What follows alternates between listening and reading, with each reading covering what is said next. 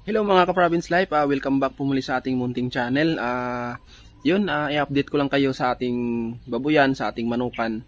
Kasi nga bumisita tayo dito nung nakarang araw at nakakita tayo ng sobrang napakalaking balat ng kobra. Kaya hahanapin natin yon kasi delikado rin kung dito na siya tumira. Kaya ipapakita natin namaya yung balat ng kobra kasi nagbabalak na rin tayo na mag-alaga muli ng baboy or manok.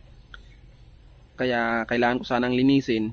Yun nga, napakalaki yung balat ng kobra, kaya hahanapin muna natin yun bago tayo maglinis kasi delikado rin. Ngayon ipapakita natin. Yun nga mga ka-Province Life, dito natin nakita yung napakalaki na pinagbalatan ng kobra sa loob ng ng manok natin. Kaya medyo delikado ito ngayon. Hahanapin natin kung nasaan ito kasi baka nandito lang sa loob-loob. Napakahaba yung buntot nasa dulo.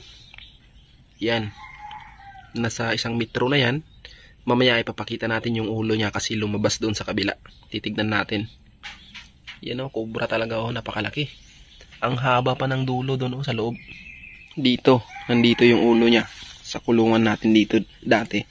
Nakabutas tayo kasi delikado mga ka-Province Life itong ng kobra.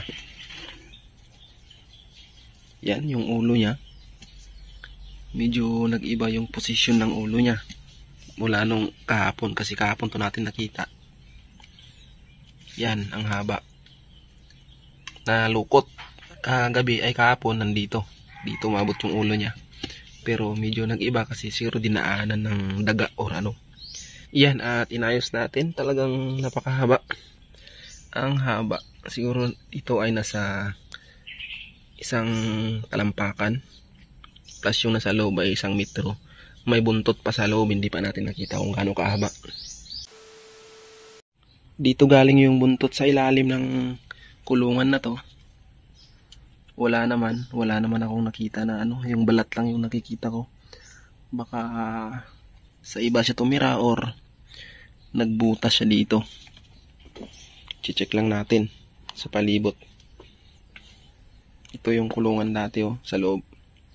Yun, ito na nga yung natin dati, yung babuyan. Yan na po yung babuyan natin.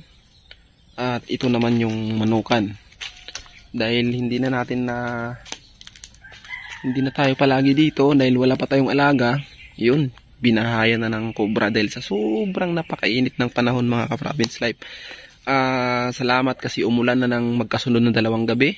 Kung nakikita nyo ay medyo basa-basa pero talagang hindi pa sapat yung ulan na yun. Umulan na dito sa amin.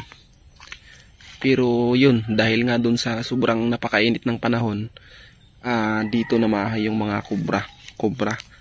Kasi napakalilim dito, malamig. Kung nakikita nyo ay napakaraming puno ng mangga, mga Madrid de Agua at iba-iba pang mga puno. Kumbaga dito na lang yung malilim na bahagi ng mga kalupaan. Pero marami pa naman, pero dito nila sinadya kasi wala nang alaga, wala lang nakatira. May mga bahay naman doon, medyo malayo, mga 100 meter.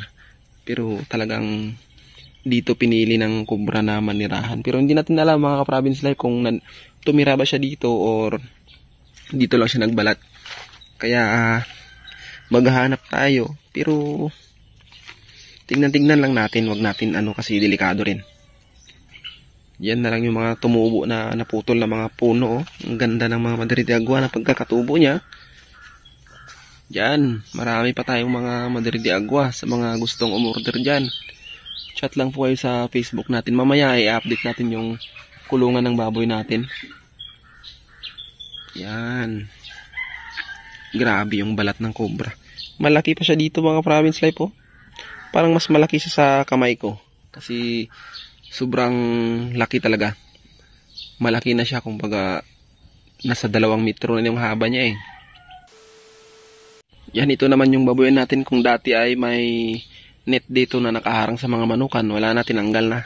Tinago nandun sa taas ng babuyan. Yan na po yung babuyan natin ngayon mga Province Life. Ganun pa rin, maganda pa rin naman, malinis. Yun lang, wala munang nakatirang baboy. Kumbaga nakahanda lang dito pag ready na tayong mag-alaga, nandyan lang. Yan, medyo matagal na rin. Isang taon na rin. Dahil nga sa mga ASF at saka nabisi na rin. Yan, bagong-bago pa nga ito mga ka-province life po. Nung nagbinta tayo ng baboy, pinalitan natin to ng bago. Tapos yun, hindi na nagamit yung bago na yun. Nasa ano to? Mahigit isang taon na, pero bagong-bago pa rin kasi hindi nagamit. Yan na po yung net ng sa manukan natin dati. Medyo iba yung boses natin kasi uso yung lagnat nung nakaraan. Kaya medyo paos. Ito yung update nga pala sa ating manukan. In-update ko lang kayo dahil nakita tayo nga ng napakalaking balat ng cobra. Talagang napakalaki niya mga ka-province life.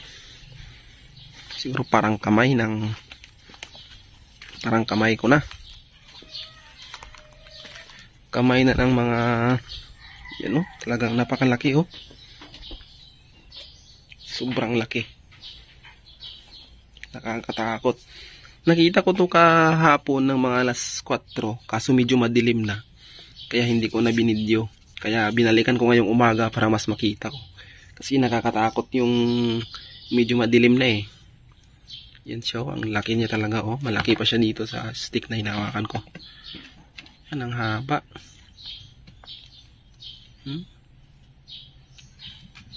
Talagang cobra.